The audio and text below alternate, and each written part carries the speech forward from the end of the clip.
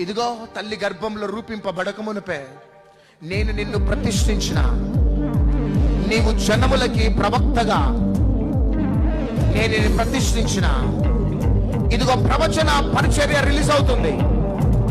పెళ్లగించుటకును, పెరగగొట్టుటకును, కట్టుటకును, నాటుటకును, పడద్రోయుటకును, నశింప చేయుటకును, రాజ్యముల మీద, జనుల మీద దేవుడు నాకు అధికారాన్ని ఇచ్చినాడు. నేను ఈ అధికారాన్ని వాడుకుంటున్నాను.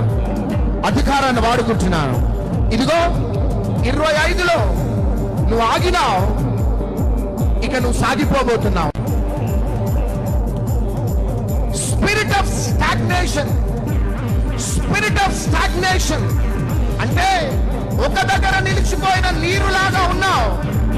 కానీ ఈ 2025లో నువ్వు ప్రవహించే నీరులాగా మారిపోబోతున్నావు. మోసే, నాకెందుకు మరపెడుతున్నావు? మోసే, సాగిపో.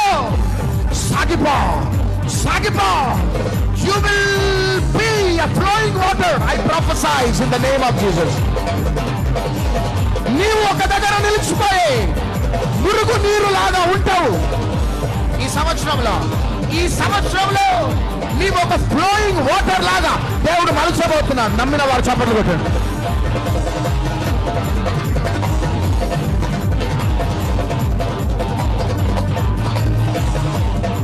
నీ నీటి కాలువల చెట్లు ఫలించబోతున్నాయి.